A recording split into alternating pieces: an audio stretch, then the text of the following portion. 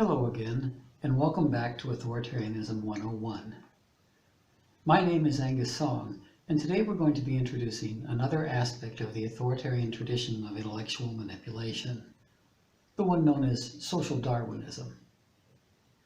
Social Darwinism should be of special interest to students of authoritarian ideas, not only because it is one of the most vicious of authoritarian ideologies, indeed its purpose is to legitimize viciousness, but also because it is one of several authoritarian ideological tropes that authoritarian camps, usually represented as opposites, actually have in common.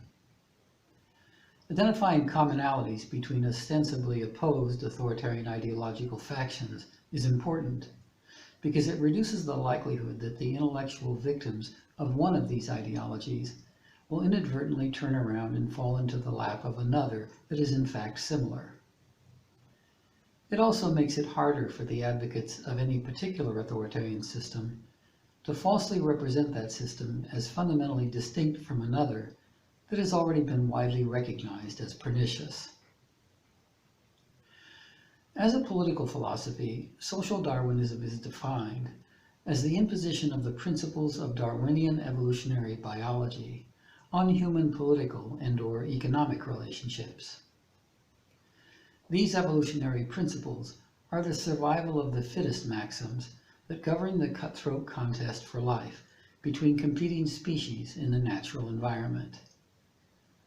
The underlying philosophical premise of social Darwinism is a logical implication of the metaphysical doctrine of materialism, which says, in part, that people are subrational and deterministic, like animals. This assumption leads to the conclusion that people should relate to each other as animals do, through the unmitigated use of force, rather than through appeals to morality or through the rational processes of law.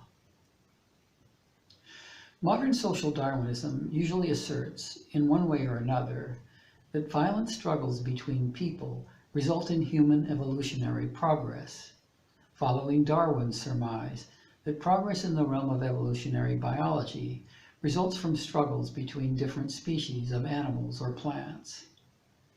Progress toward higher states of human or social evolution occurs, these theories say, when inferior forms of humanity are driven out of existence by superior forms, just as biological progress in nature occurs when lower forms of life are driven out of existence by higher forms. There have been two theories of social Darwinism dominant in the last 100 to 150 years, and it might almost be said that there has been a Darwinian struggle for supremacy between these two. Let's give consideration to these two ideological rivals and note the differences and similarities between two systems that are usually represented as, and are often thought to be, logically and morally incompatible. The two great socially Darwinistic systems to rise to prominence in the last century were distinguished by how they divided people into different antagonistic species that were in turn represented as locked in a battle for evolutionary supremacy.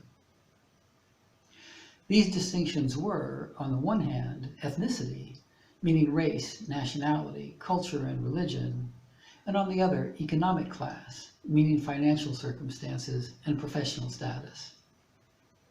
Before we go further, it should be noted that class and ethnicity are not the only ways in which people can be divided into antagonistic groups. Gender and sexual preference have recently emerged as culturally significant in this regard. But these latter distinctions have not yet degenerated into militarized movements of open civil warfare. And here we are focusing on those historical movements which have. It should also be noted that class and ethnic warfare are nothing new, but that ideologies that represent this warfare as justified by Darwinian principles are. The two great socially Darwinistic movements are best known by the terms fascism, which in its most historically significant and ideologically virulent form was manifested as German Nazism, and Marxism, which provided and provides the philosophical arguments that underpin communism and socialism. The Nazi version of fascism divided people according to their ethnic background and national origin, while Marxism divides people on the basis of economic considerations.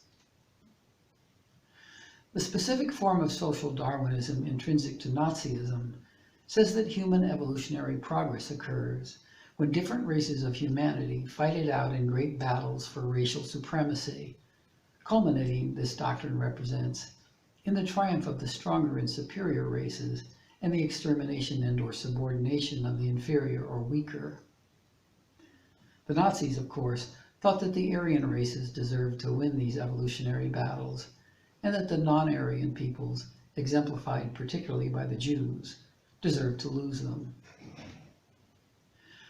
Marxists, on the other hand, believe that society evolves into higher states of social being through the struggle between different economic classes, with the working class or proletariat eventually triumphing over the bourgeoisie as society progresses from feudalism to capitalism to socialism.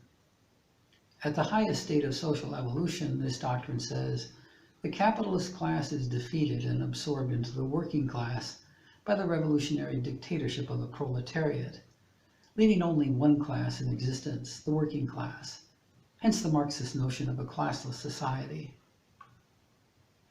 What both the fascist and the Marxist variations of social Darwinism share is their use of the science of Darwinian evolutionary biology to legitimize the institutionalization of brute force as the instrument of human social, economic, and political relations.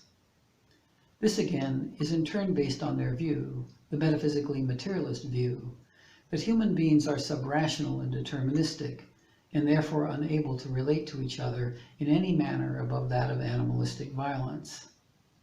People's beliefs about political justice and rights are mechanistically determined by the economic interests of their class, rather than by the disinterested deliberations of their autonomous rational faculties, the Marxists say.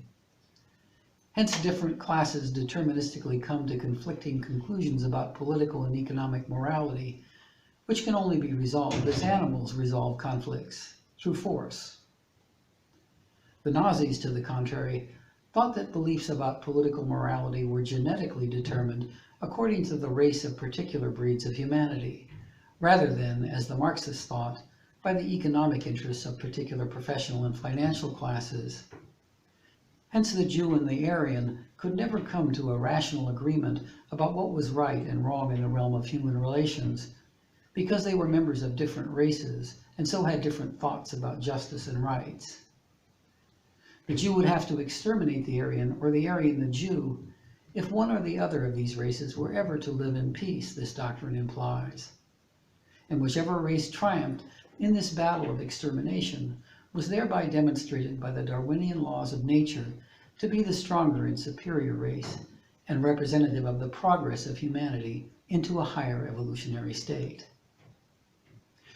If you'd like to learn more about social Darwinism and see some actual examples of this doctrine exerted from Nazi and Marxist literature, please see chapters 5 and 12 of my study of authoritarian political ideologies, entitled Flowers from the Garden of Evil, Everyone's Guide to the Elements of Authoritarian Dogma, available through Amazon Books.